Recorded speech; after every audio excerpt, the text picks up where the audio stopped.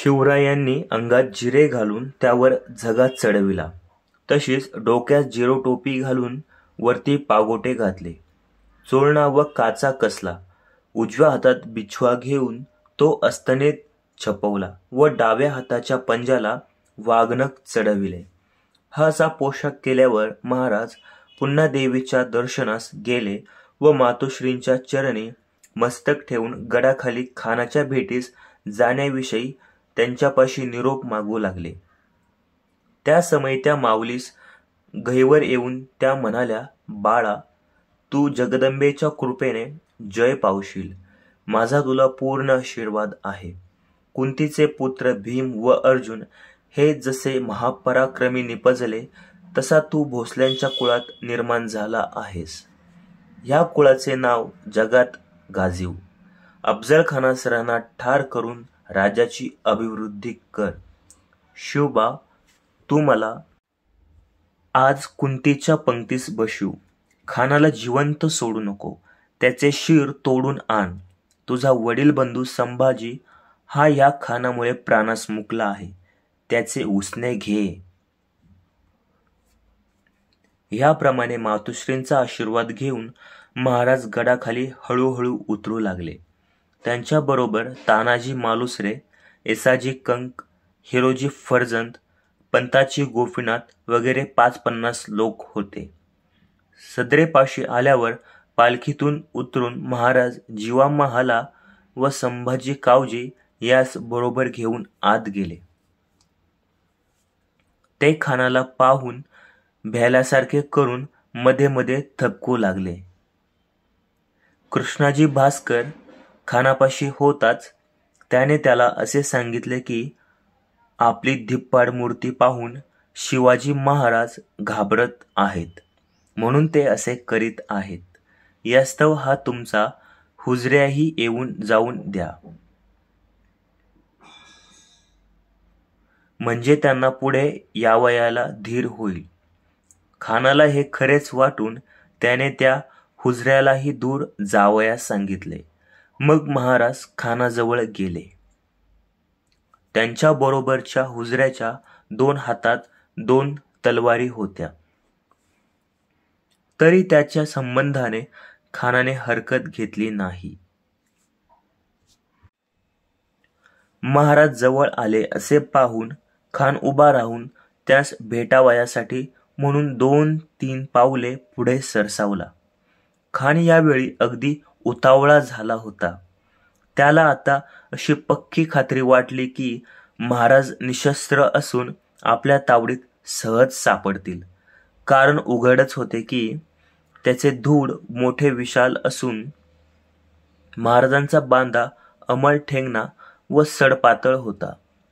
कृष्णाजी भास्कराने रीतीप्रमाणे उभयंतांची ओळख करून दिल्यावर ते एकमेकांस आलिंगन करावयास सरसावले. तो खानाने महाराजांची मुंडी कवटाळून डाव्या काखेखाली घट्ट धरली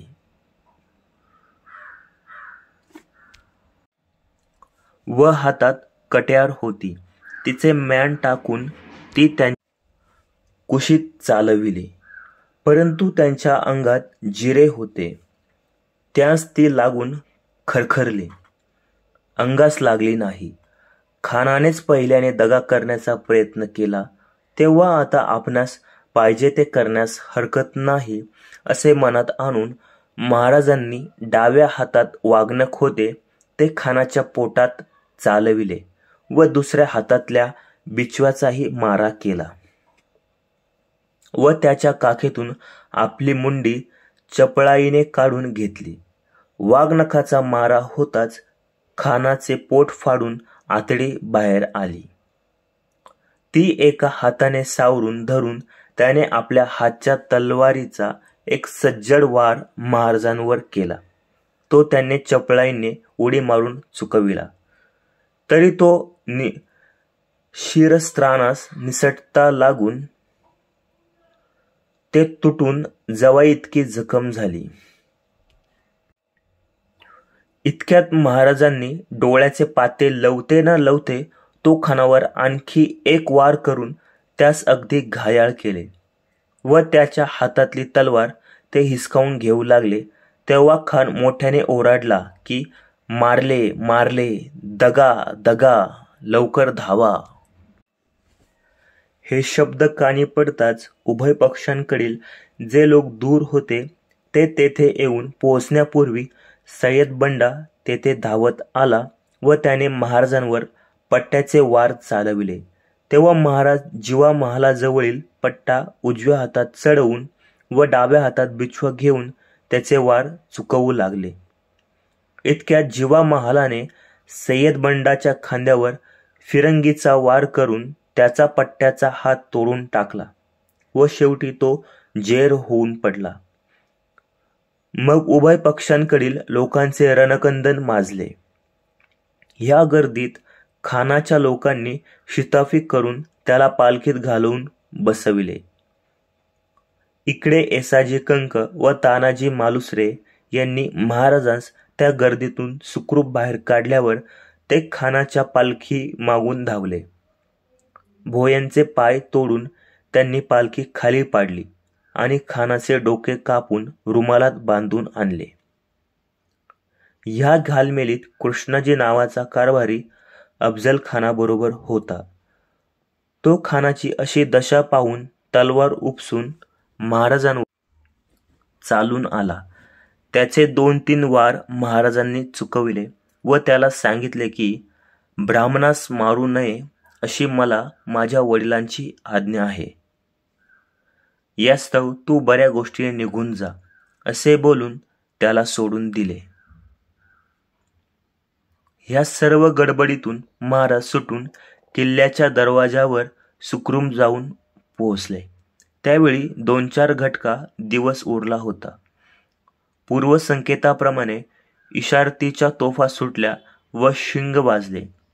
ह्या तोफा खानाच्या तळावरील लोकांच्या कानी पडल्या तेव्हा त्यास असे वाटले की त्या भेट झाल्याबद्दलच्या होत. याप्रमाणे ते गाफील राहिले असता इकडे नेताजी पालकर पूर्वी ठरल्याप्रमाणे खानाबरोबर वर आलेल्या 1500 लोकांवर तुटून पडला. इतक्यात खानाचा वध होऊन त्याचे शिर कापून गडावर नेल्याचे वर्तमान त्या लोकांस कळून त्यांची धांदल उडाली. नेताजी पालकराच्या लोकांनी त्यांच्यावर हल्ला केला तेव्हा त्यास त्यांची केवळ त्रेधा झाली. तरी ते फार शूर व रणात कसलेले असे निवडक लढवय्ये असल्यामुळे त्यांनी मावळ्यांशी बराच वेळ युद्ध केले, परंतु शेवटी त्यांचा पुरा मोड झाला. मावळ्यांच्या हाती जितका पठाण लागला तितका त्यांनी कापून काढला. तिकडे मोरोपंत पिंगळ्यांनीही संकेताप्रमाणे खानाच्या जावळी येथील लष्करावर एकदम घाला घातला.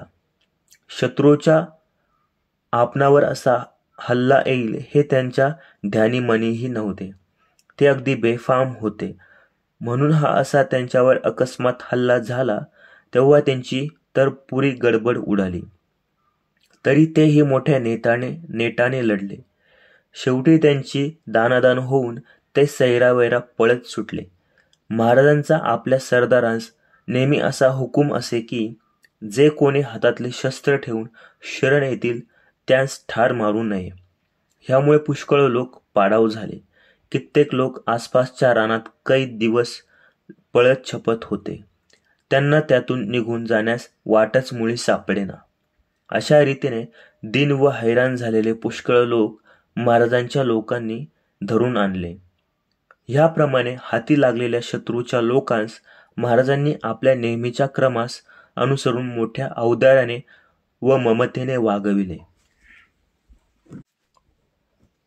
त्यांचा योग्य परामर्श घेऊन व त्यांस वाट खर्च वगैरे देऊन सोडून दिले.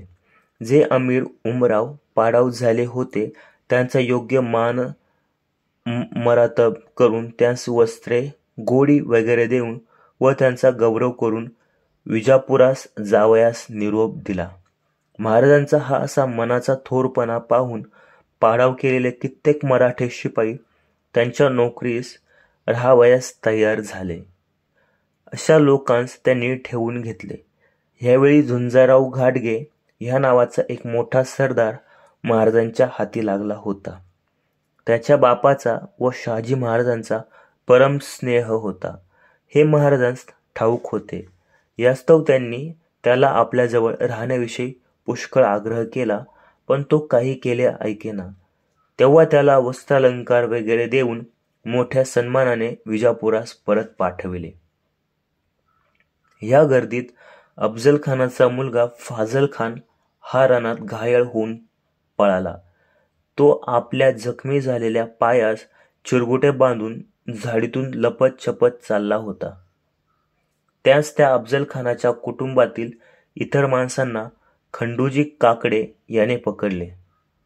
तेव्हा त्याने त्यास लाच देऊन केल्याबद्दल त्याने त्याला कोयनेच्या तीराने कराडास सुरक्षित नेऊन पोहोचवले. महाराजांपुढे त्यास आणले नाही. याबद्दल महाराजांनी त्याला देहांत शासन केले. या लढाईत महाराजांस पुष्कळ लूट मिळाली. 100-150 हत्ती, 7-8 हजार घोडी, 1200 उंट, सगळा तोफखाना, 2-3 हजार बैल, मोहरा, होन वगैरे रोख नाणी 10-12 लक्षाची, सोने, रत्ने, मोती वगैरे जड जवाहीर 2-3 लक्ष किमतीचे, कापड सुमारे 2000 ओझी, डेरे, राहुट्या, पाले वगैरे स्वारीच्या उपयोगाचे मुबलक सामान, इतकी लूट त्यास मिळाली. याशिवाय आणखी खानाच्या लष्करातले पुष्कळ मराठी शिपाई महाराजांची मर्दुमकी व औदार्य पाहून चकित झाले व त्यांच्या नोकरीस मोठ्या खुशीने राहिले. यामुळे त्यांच्या लष्करात भरती झाली. खानाचे शिर कापून आणले ते महाराजांनी भवानीस वाहिले. भवानीचे दर्शन घेतल्यावर ते मातोश्रींच्या दर्शनास गेले.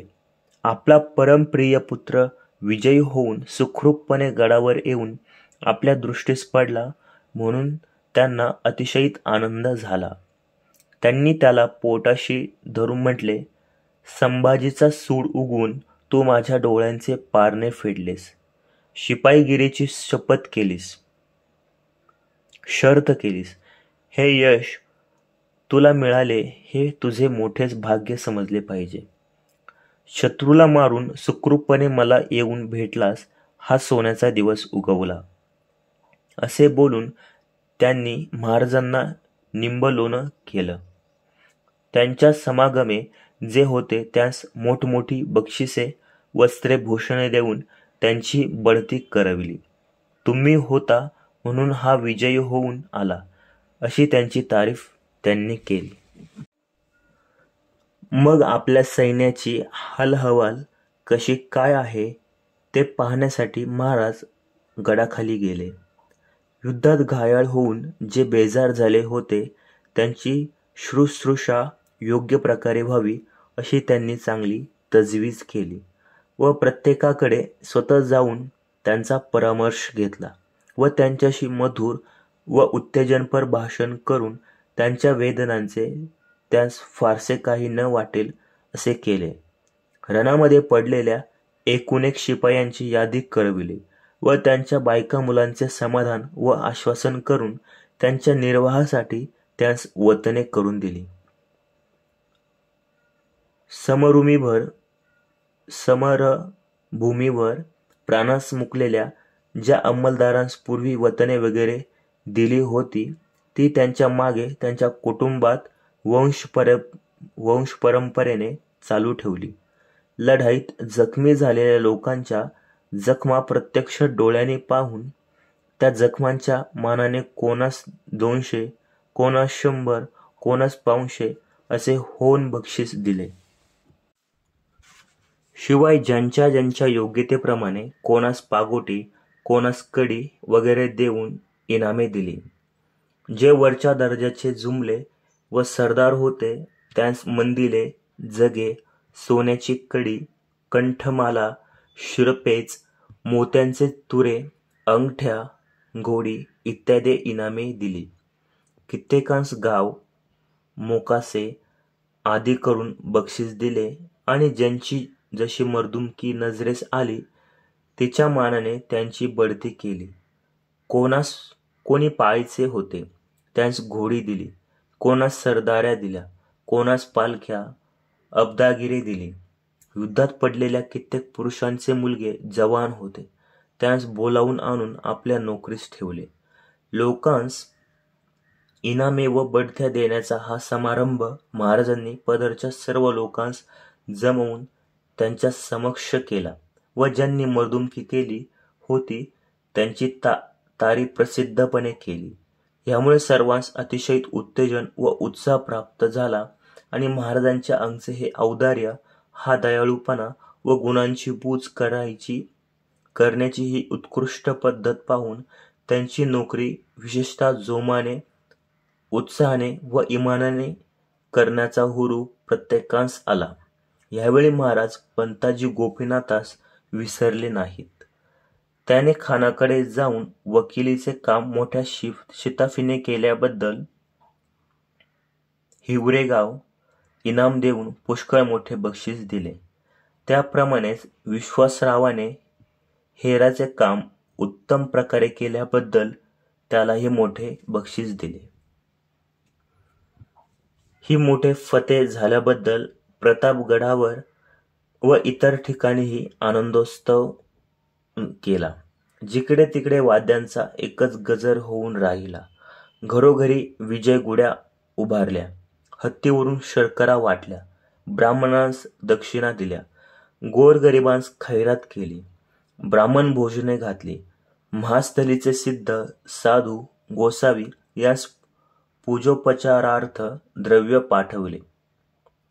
अफजलखानाच्या वधाचे वृत्त आपल्या एकंदर इष्टमित्रांस कळविले.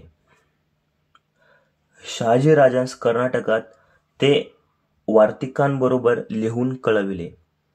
हा जो विजय मिळाला तो सगळ्या हिंदू राष्ट्राचा झाला असे मानून त्या प्रित्यर्थ चोहोकडे मोठा उत्सव करण्यात आला.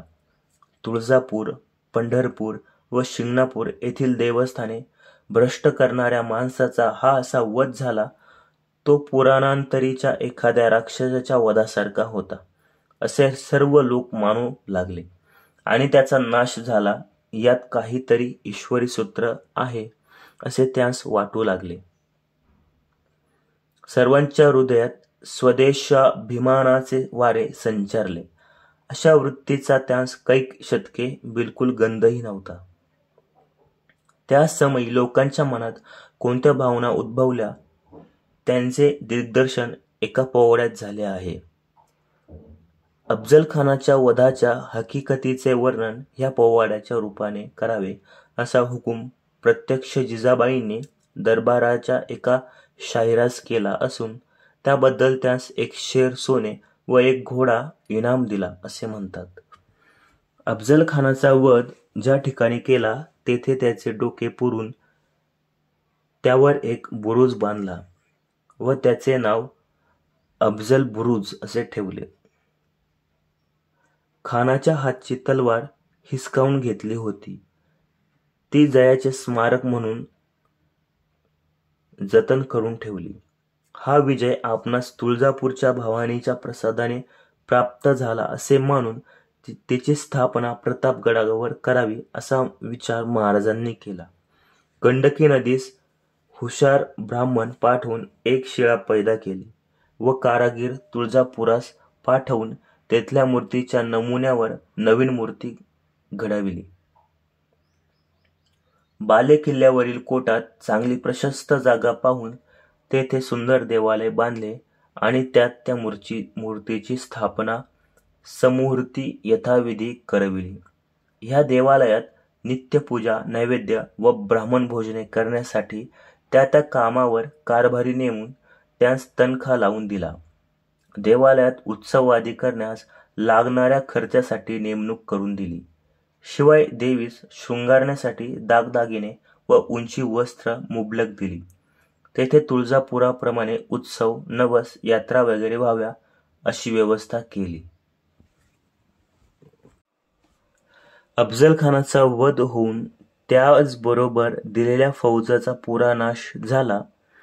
ही खेदकारक वार्ता आदिलशहास व बडे साहिबीन कळली तेव्हा त्यास पराकाष्ठेचे दुःख झाले.